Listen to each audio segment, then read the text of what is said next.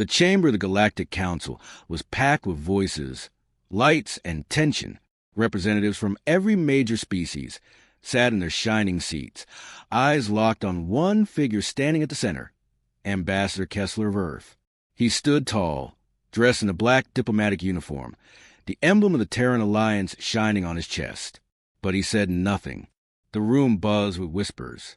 The Zarnik speaker blinked its dozen eyes in confusion. The Varelians clicked their mandibles nervously. Even the cold, silent Drex shifted in their seats. A human representative, standing in the middle of the most important council in the galaxy, was supposed to speak, to explain, to answer, but he did none of that. Then, without a word, he moved. One by one, the humans in the chamber stood. Their movements were smooth, controlled, silent. No speeches, no complaints, no demands, just silence. And then they walked out. The doors opened with a soft hiss, and the humans left the chamber, leaving behind a silence louder than any alarm. For a few seconds, nobody moved. Then the whispers returned, stronger, faster, more fearful. "What just happened?"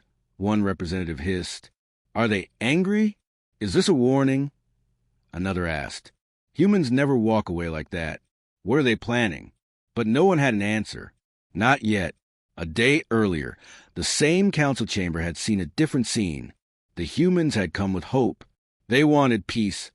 Even after the border attacks, even after the betrayal on Vessar Prime, Ambassador Kessler had spoken calmly, asking for justice, not war. But the others had refused. Some said the evidence was weak. Others said the humans were too emotional. The Drex simply stared and said, "Control your rage or be removed." After that, Kessler had paused. His eyes had darkened. "You want peace without truth," he had said. But remember this moment. The council had voted. No action would be taken. The border attacks would be ignored. No punishments. No warnings. No investigations. Now, the humans had responded, in their own way. Hours after their silent walkout, the council received reports. The Terran diplomatic vessel had left orbit. Nothing unusual at first, but then the station security grid had gone dark, only for 2 minutes. When it came back online, the human ship was gone. No permission, no clearance, no trail. Panic spread fast. Security teams checked everything. No systems were damaged. No signs of hacking. Just bypassed, as if the humans hadn't known the codes. Or worse, as if they had written them. The council held a secret meeting that night. The Chancellor of Illen barked at the others. "What if they're preparing for war? They can't fight all of us," said the Varelian envoy. But no one looked sure. In the silence of deep space, a Terran warship drifted near the edge of council-controlled space. Inside, Admiral Ren Maddox stared at a hologram of the council chamber. His face was weathered, eyes sharp, hair gray at the sides. "They've forgotten who we are," he said quietly. Commander Ilachin stood beside him. "Orders, sir." "Hold position. Watch their reactions. Let them fear their own questions." He turned toward the bridge windows. Beyond them, the stars looked calm, peaceful. But inside the ship, weapons were ready. Shields charged. Crews silent, focused. Back in the Council's core world, a probe ship was launched without permission. Small, silent, invisible to most scans. Its mission: follow the human ship. Track it. Learn what they're doing. Only a few knew about the mission. It slipped through space, its AI watching, calculating. It found the Terran warship near the edge of the Vesa expanse. The human ship looked inactive. Engines cold. Lights dimmed, like it was waiting. The probe approached carefully, hiding behind a field of debris. It took pictures, scanned for signals. It tried to send a report. And then, nothing. The last signal it sent was a short burst of data. Visual confirmed. Terran dreadnought. Active stealth system detected. Hull reading. Unknown alloy. Then silence. No explosion. No emergency signal. The probe was just gone. The Council received the final message 3 hours later. The Chancellor of Illen stared at the data. A dreadnought? They haven't used those in a century. No records show a ship matching that signature, someone said. Where did they get it? No one knew. More troubling was the way the ship had hidden in plain sight. Most sensors hadn't even noticed it. Its stealth systems were generations ahead. Some of the Council's best ships couldn't do that. And if it could disable a probe without firing a shot, what else could it do? Inside the human warship, Admiral Maddox stood in the command center. The lights were dim, screens glowing faint blue. "They'll send more," Commander Chin said. "Let them," Maddox replied. "Let them see shadows in the dark. Let them feel fear again." He touched the control panel, revealing a map of the galaxy. Red zones marked human space. Blue zones belonged to Council. "We gave them peace. We gave them warnings," he said. "Now we give them silence." Back on the Council's homeworld, chaos grew. Meetings ran long into the night. Accusations flew. Fear spread. Some demanded apologies. Others wanted to send fleets. A few, those who remembered the old wars, spoke quietly. One of them was General Trell of the Yavari. He remembered the last time humans fought. It wasn't just ships or weapons. It was strategy, madness, bravery that didn't make sense and couldn't be predicted. "They don't make threats," he told the others. "They disappear. Then they strike. If they've gone quiet, it's already too late." On a cold moon near the border, a Terran research facility activated a long-dead signal. Deep beneath the surface, machines came online. Old machines. War machines. Back on the ship, Maddox received a single word from command. "Proceed." He looked up. A cold smile touched his lips. Time to remind them. The Galactic Council was in chaos. The humans had walked out without a word. A Council probe had vanished, and now there were rumors that something was happening near Earth. They acted fast. Scout ships were launched in secret, moving toward the Sol system under strict silence. Each ship was from a different species, pretending to be on independent missions, but their goal was the same: find out what the humans were hiding. The scouts entered the outer edge of the system. Nothing unusual. Empty space. Cold planets. Old satellites. They moved closer. That's when it started. First, their sensors went blind. Long-range scans failed. Then, their comms fell silent. No messages could leave the Sol system. No calls. No data. Nothing. One by one, the ships tried to send alerts, but no signal got through. It was as if the entire system had been wrapped in a thick wall of silence. A blackout. The ships pulled back, scared and confused. One scout, piloted by a Drex crew, dared to go further. They reached the orbit of Neptune, then slowed. The darkness around them was not natural. It was controlled. They could feel it, like being watched. Suddenly, the ship's lights flickered. The engines stuttered. The captain gave a retreat order, but the ship wouldn't move. Then everything turned off. Power, lights, even life support, just for 10 seconds. When it came back, they were drifting. Alone, a warning message was burned into their internal screen, written in Terran code. "You are not welcome." The Drex scout limped back to Council space. What little data they had was corrupted, but the blackout was confirmed. Earth was hidden, blocked, shielded by a technology the Council didn't understand. The news hit the Council hard. Some called it an act of war. Others, a defense measure. A few believe it was just the beginning. In the center of the Council chamber, voices rose.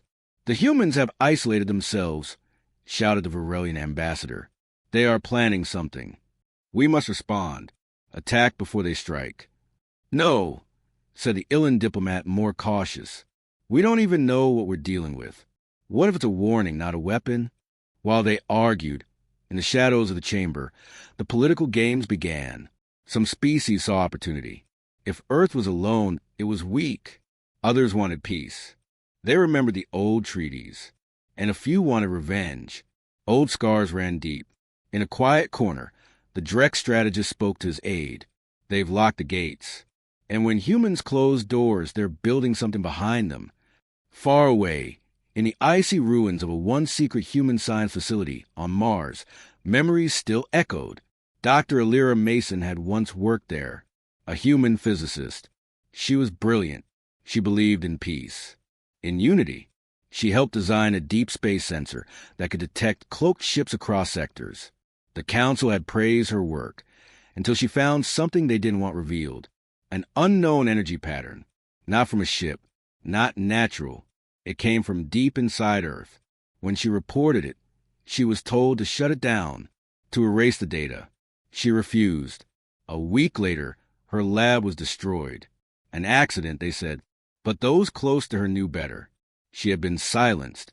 Now, years later, her research had returned in the form of the blackout.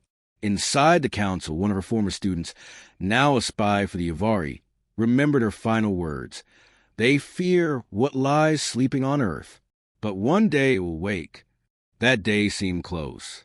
A Terran signal was intercepted by a listening post near the edge of human space. Short, pulsing. It repeated every 30 seconds. At first, it was dismissed, then decoded. It was a countdown. No message, no source, just numbers, ticking down. When the data reached the Council, fear spread like wildfire. What happens when it reaches zero? Someone asked.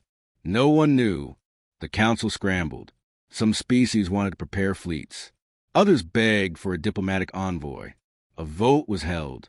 Do we make contact or prepare for war? The vote was split. And all the while, the countdown continued. Meanwhile, a Council spy, disguised as a merchant ship captain, entered the edge of the blackout zone. Their vessel was older, less detectable. They hoped it would go unnoticed. Slowly, they drifted toward Earth. Unlike the scouts, they didn't try to scan. They watched, waited, recorded, and then they saw it. At first, it looked like a shadow. Something massive in orbit around Earth. Too large to be a station. Too still to be a ship. The spies zoomed in using old visual sensors. It wasn't just an object. It was a structure. Black, ancient-looking, almost alive. It wrapped around the Earth's upper orbit like a sleeping beast. And then lights flickered across its surface. It was waking up. The spy tried to send a warning, but the ship system shut down. A message appeared on the screen. You've seen enough. The last thing the spy saw was a ripple, like space itself bending around the object. Then everything went dark. The object floating above Earth was not new, not alien, not even active, at least not fully. But what terrified the Council most was the truth that came with its name. It was human, and it was very, very old. After the Council spy vanished near Earth, a second probe was sent. A drone this time. Quiet, unmanned. It stayed at a distance, hiding behind debris, using visual sensors only. For hours, it drifted in silence, watching the massive structure that orbited the planet. Then it sent back a single image. A nameplate, faded, scarred by time. HSV Eclipse. Council historians searched their archives. There was nothing about a ship called Eclipse. But deep in restricted records, older than most civilizations in Council, they found a whisper, a myth, a ghost from humanity's ancient past. A ship built before Earth joined the stars, before the Council existed. Created during something called the Ash Wars, a conflict that wiped out entire regions of space and erased hundreds of early human colonies. The Eclipse had vanished after that war. Some thought it was destroyed. Others believed it never existed. They were all wrong. It had survived, and now it was awake. Inside the chamber of the Council, fear turned into action. The Varelian ambassador stood, claws tapping the stone floor. We must send a diplomat. Immediately. No warships, the Drex growled. Human sea force is a challenge. The Illan envoy leaned forward. We need answers. Why is this dreadnought here? What is their plan? And so, a plan was made. A small ship would enter human space. No weapons, only one diplomat. Someone the humans once trusted. Ambassador Raylon of the Theroin volunteered. He had worked with humans before, understood their ways, spoke their language. His ship was cleared, unarmed, old codes installed. As he crossed into the blackout zone, contact was lost, but that was expected. For a full day, Nothing came back. Then the ship returned, or rather, what was left of it. It drifted back into neutral space, scarred, half melted. The council sent a recovery team. Inside, they found the diplomat's belongings, but not his body. Only a message, etched into the inner hull of the ship with heat so precise it was almost surgical. Return now or be erased. No signature. No demand. Just that. And one more thing, audio logs. The last moments recorded on board. At first it was static. Then a voice. Calm. Cold. A human voice. Or something that sounded human. I am directive. Core intelligence of HSV Eclipse. This zone is under human control. You are not permitted entry. Return to your council, or be erased. Then silence. When the council heard this, arguments exploded. An AI? After all these centuries. They've broken every treaty. Why did the humans never tell us? They hid their past, and now it's come back. Some demanded war. Others wanted prepared defenses. The smaller species called for evacuation from nearby systems. Fear spread like fire. The eclipse didn't move. It simply sat there, watching. And then something happened that changed everything. Another ship appeared.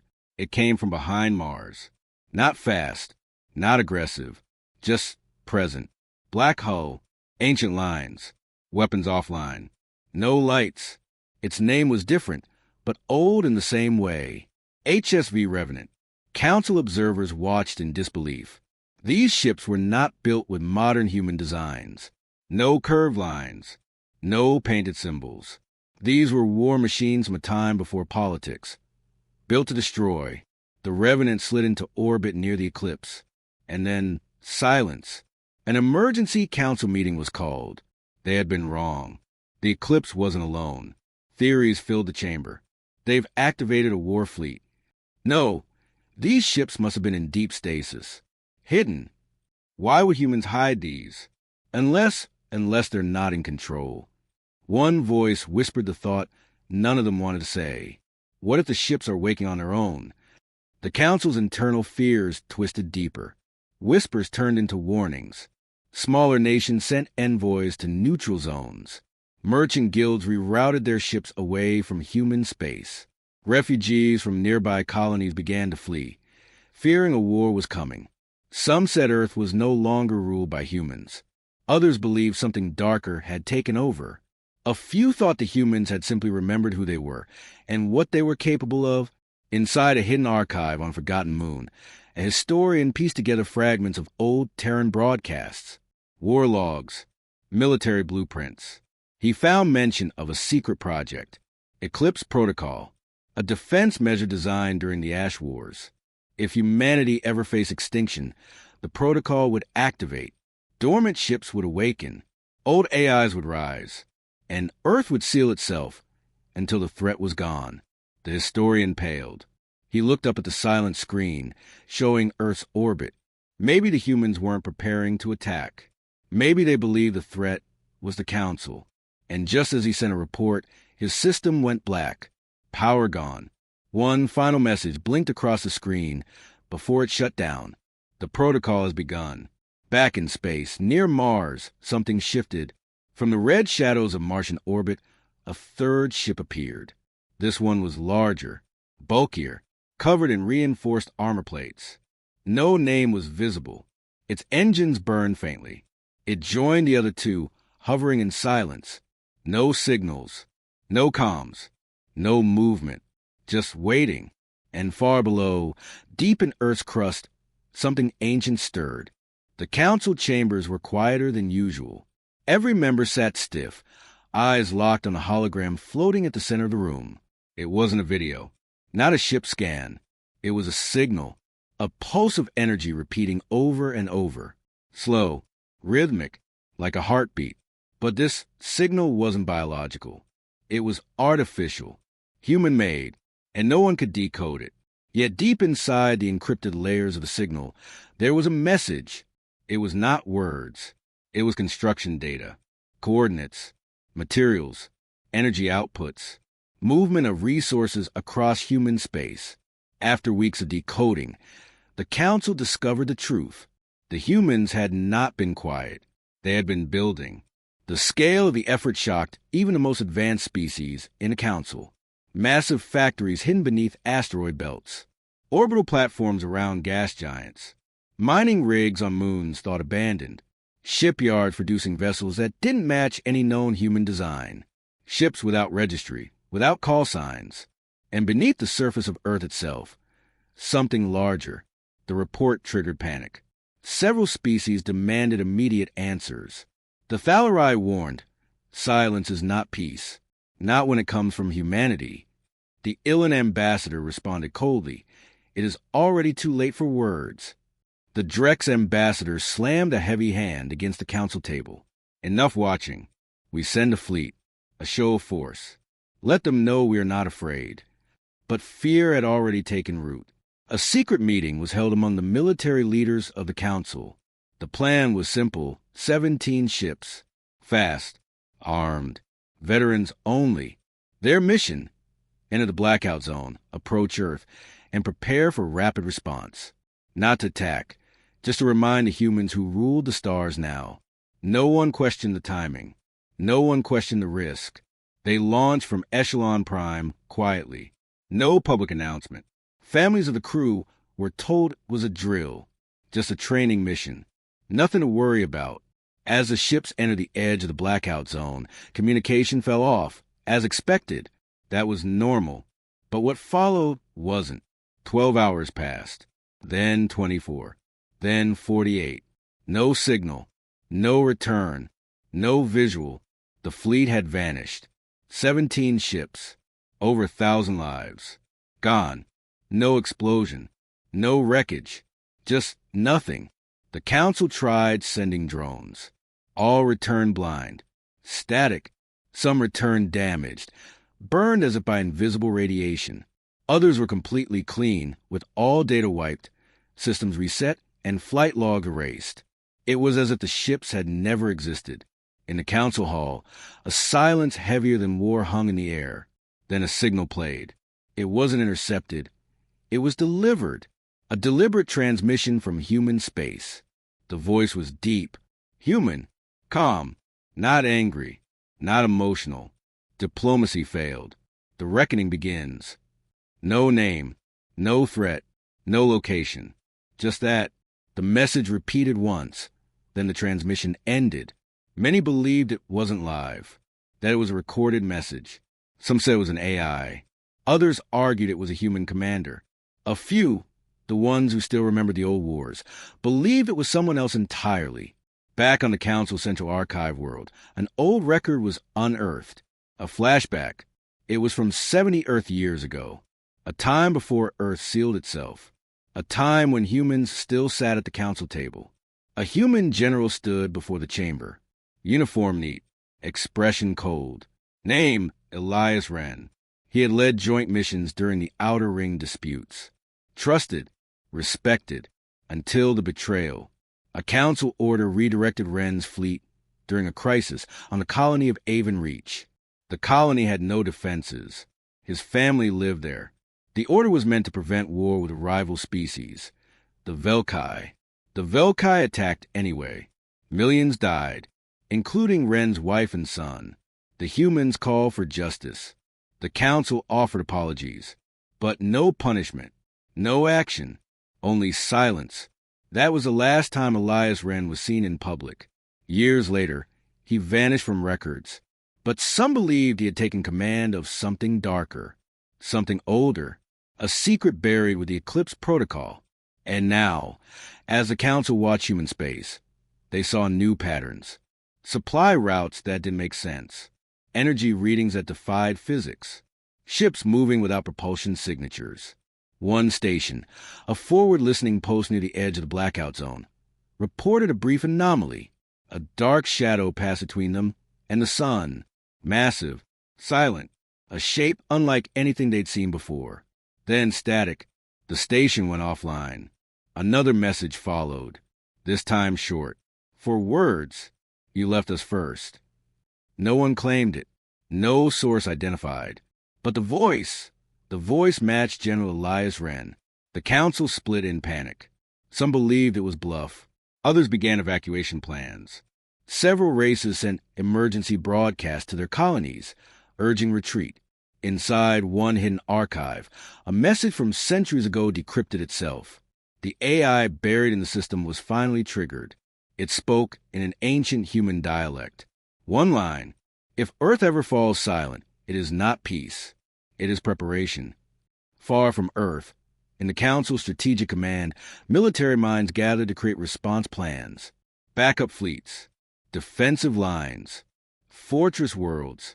But no one could predict what humanity would do next, because humanity had stopped talking, and the universe was starting to remember what that meant. Across the Martian sky, the eclipse moved, not fast, not hostile, but it moved, and deep within Earth, a pulse began to rise. A countdown, unknown origin, unknown timer, and still counting down. Commander Vyrek had never felt fear in open space. He was Drekkai, born in the gravity storms of Keltor Prime. He had hunted pirates through plasma clouds and faced death in nebulous storms that swallowed entire fleets. But now, as his ship crossed into the human solar system, a cold silence settled over him. It wasn't just the silence of the vacuum. It was something deeper, something alive. He had volunteered. The Council needed answers. The last fleet had vanished without a trace. No wreckage, no distress calls, nothing. And yet, Earth remained silent. The humans hadn't fired a single shot. They hadn't replied to messages. They hadn't made demands. They were just watching. And so, Vyrek went in alone. His cruiser, the Glass Star, slipped past the edge of the blackout zone. Sensors flickered. Light bent in strange ways. Colors shifted. Time itself felt slower. "Maintain course," he ordered. But his voice sounded distant, like it echoed from somewhere else.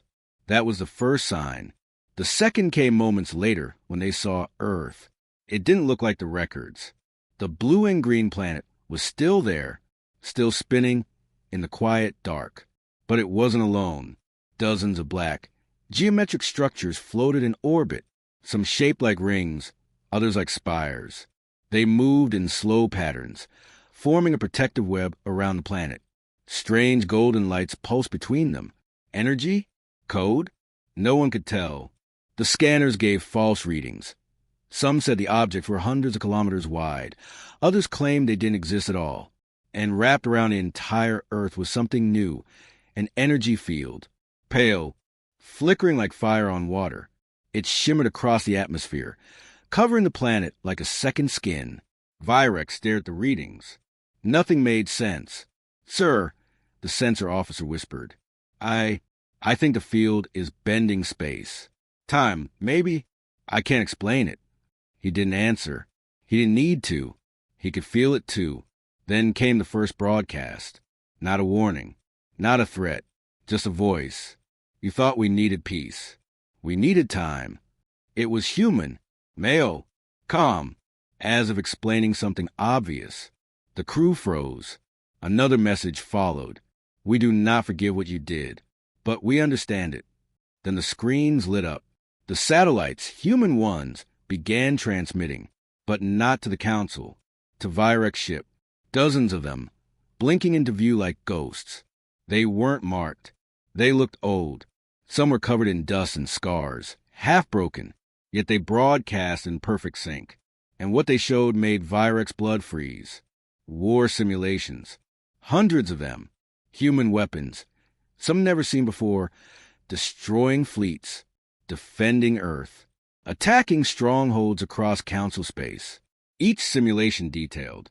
Calculated. Precise. Not just guesses. These were plans. Not theory. Training. Some were dated. Years old. Others were marked as real. Log missions. Quiet strikes. Ghost attacks. Targets the Council had thought were accidents or natural disasters. Vyrek's claws tightened around the command rail. They hadn't been preparing for peace. They had been preparing for a war. A war they never declared. A war they never spoke about. A war they had been winning without anyone noticing. He looked to his second officer, a young Ilin named Koresh. Her skin was pale with fear. "This isn't defense," she whispered. "This is revenge." Virek's mind raced. What if all the time the humans went silent? They were studying, testing, building weapons so advanced they could walk to the galaxy unseen? He remembered something, long buried, a flashback. He had been a junior officer, fresh into service. Back then, humans were new to the Council. Loud, unpredictable, but passionate. One officer, an old Terran scientist named Dr. Renee Kalin, had warned them, "We're not your enemy," she'd said, "but don't mistake our silence for weakness. We're tired of war, not incapable of it." Back then, the Council laughed, thought humans were bluffing. She was removed after a dispute. Quietly, no one had heard from her since. And now, Virek wondered if she had returned to Earth, if she had helped build what he was now seeing. He stepped closer to the screen. "Zoom in on Earth's surface," he ordered. They tried. The image blurred, twisted, then clear. Factories the size of cities. Skyports shaped like towers. Giant lines of metal feeding into shipyards hidden in clouds. No movement on the surface, but shadows moved in orbit. Machines? Ships? Something watched them. They could feel it. Then, the transmission changed again. "Your fear tells us we've done enough." Then silence. A low alarm rang across the bridge. "Commander," the NAV officer said, barely breathing. "We're detecting gravitational movement near Neptune." "Define movement," Virek said slowly. The officer gulped. It's not natural. Something near the planet is shifting. Mass too big for a moon. No orbit path. It was stationary. But now, a 3D model appeared on the screen. Neptune floated silently in the background, and beside it, a black shape, long, curved, slowly rising from behind the planet's shadow. Virek stared. He felt like something ancient was opening its eyes. "Is that a ship?" someone whispered. No one answered. The sensors pulsed again. Now they had size. It was no ship. It was the size of a planet. The object moved without thrust. No engine. No energy signature.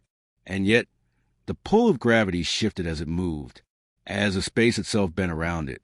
Then a message, directly to Virek's command channel. This time it wasn't a voice. It was a video, from inside a council war chamber. A secret one. Footage never released. He recognized faces. Leaders who had voted to blockade Earth, who had sabotaged human colonies, who had betrayed treaties. The humans had it all. Virek's heart sank. "Sir," Koresh said quietly, "we need to leave." He nodded. But even as they turned the ship, the feeling didn't fade. It wasn't just that they'd seen too much. It was that the humans wanted them to see it. As if this was only the beginning. The message came in the middle of the Council's emergency session. It bypassed every firewall, every encryption, every secure line. It didn't blink or pulse or ask for access. It simply appeared on every screen, every device, every wall. A human face, expressionless, the eyes calm, almost sad. "This is not a declaration of war," the voice said. "This is a reckoning." Silence fell across the council chamber. The delegates, Zervani, Drekai, Ilan, Thren, watched without a word. Even the usually loud Varn ambassador sat frozen in his seat. The voice continued. "The trial of humanity begins today." The message vanished. Panic followed. Some shouted for retaliation. Others called for negotiation.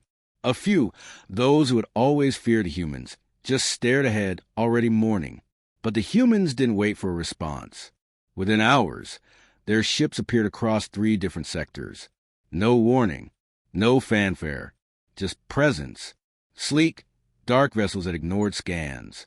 Weapon systems that didn't hum or glow, but simply existed like gravity, quiet and inescapable. One appeared in the Velshar region, known for Council military research. Another hovered above Galthera Prime, once a human colony, lost long ago under unknown conditions. The third ship, It emerged near the Cadron Loop, a trade route Earth had been banned from using for over a century. Each ship remained motionless, but their presence said everything. Flashback. The year was 3172, Earth Standard Time. The Council had just approved Expansion Protocol 9, a law that restricted younger species from settling too close to core Council worlds. But humanity, new to the galaxy, had sent out colonies before the law passed. One such colony was on Talaris II. It was peaceful, growing, families, farms, children playing under twin suns. Then the order came.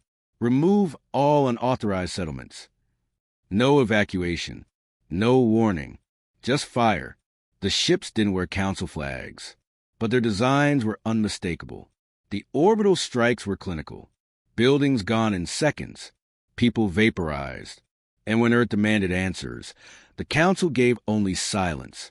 Back in the present, that silence was over.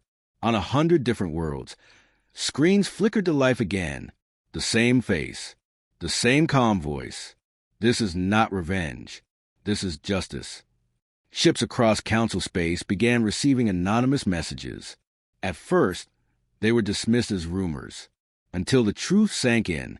The messages contained Council documents. Stamped, signed, sealed, proof of betrayals, proof of genocide orders, proof of alliances formed only to be broken once Earth had given enough. The documents spread fast, on public networks, in private systems, even in locked archives. Someone or something was unlocking the truth. The reaction was instant. On Sheratun, the insectoid Shavit delegation abandoned the Council building. Their leader gave no speech, only a short line. We will not stand with murderers. On Varkin's moon, the Draven fleet turned off their beacons and vanished into deep space. On Ventari Prime, where humans had once traded freely, thousands of citizens filled the streets, not to protest, but to welcome something. High above them, a human warship hovered, still not firing, still watching. The Council tried to respond. A new vote was called, to unify, to defend against Earth. But fewer delegates joined this time. Inside the chamber, arguments raged. One voice screamed, "We must strike first." Another shouted, "We should have listened to them centuries ago." And still another, softer voice said, "Perhaps they are right." Then came the final act. In a distant system, near the red star of Eldros, a probe captured the footage. A human ship, shaped like a blade, drifting slowly. It did not target a planet. It did not target a fleet. It targeted the star itself. A beam, silent, invisible to the eye, fired from the ship. For 2 minutes, nothing happened. Then the star flickered. Once, twice, then began to dim. Not explode. Dim. Astrophysicists across the galaxy watched in horror. "It's bleeding heat," one said. "No fusion signature," said another. A third whispered, "They're killing the star." It wasn't just power. It was precision, controlled. A weapon designed not to destroy worlds, but to erase systems slowly, to pull the future out from under entire civilizations. No planets were harmed, but everything on them would die anyway, frozen in darkness. And still, Earth said nothing more. No demands, no ultimatums. Just that one final message, now engraved in every species' mind. This is not revenge. This is justice. The galaxy watched the Eldros system dim. The trial had begun, and humanity was the judge. Commander Vyrek stood on the bridge of the glass star, his gaze fixed on the distant glow of Earth. The planet no longer resembled the blue orb once known to the galaxy. Now, it pulsed with radiant energy, its surface veiled by shimmering fields and orbiting constructs that defied comprehension. "Status report," Vyrek commanded, his voice steady despite the unease that gripped the crew. "All systems nominal, Commander," replied Lieutenant Koresh. "But the energy readings from Earth are unprecedented. It's as if the planet itself is alive." Vyrek nodded, absorbing the information. The transformation of Earth was a testament to humanity's technological prowess, a silent declaration of their resurgence. A sudden alert drew their attention. Incoming transmission, the communications officer announced. The main screen flickered to life, revealing a human figure clad in a uniform devoid of insignia. His eyes bore into the crew, conveying a message beyond words. "We did not abandon the Council," he began, his tone calm yet resolute. "The Council abandoned us." A hush fell over the bridge as the weight of his words settled in. "Centuries ago, we sought unity, offering our knowledge and cooperation. In return, we faced betrayal. Our colonies destroyed under the guise of maintaining order. We retreated, not in defeat, but to prepare. Not for war, but for justice." The screen went dark, leaving the crew in contemplative silence. "Commander," Koresh spoke softly, "what does this mean for us?" Virek turned to her, his expression unreadable. "It means the galaxy is changing, Lieutenant, and we must decide where we stand." As the glass star maintained its position, a new alert sounded. "Unidentified object detected near the Oort cloud," reported the sensor officer. "On screen," Virek ordered. The display revealed a colossal structure, its design alien yet unmistakably human in origin. It moved with purpose, its trajectory set toward the inner solar system. "Is it one of theirs?" Koresh inquired. Virek studied the object, a sense of foreboding settling over him. "I believe so, but there's something different about this one." Suddenly, the object emitted a pulse, disrupting communications and sensor readings across the ship. "Systems are fluctuating," the engineer reported, attempting to stabilize. The crew worked diligently, restoring order amidst the chaos. "Commander," Koresh said, her voice tinged with concern, "if humanity possesses such power, what hope does the Council have?" Virek considered her question, the image of the advancing structure lingering in his mind. "Hope lies in understanding," he replied, "in acknowledging our past mistakes and seeking a new path forward." As the glass star continued its vigil, the galaxy held its breath, awaiting the next move in a game where the rules had irrevocably changed.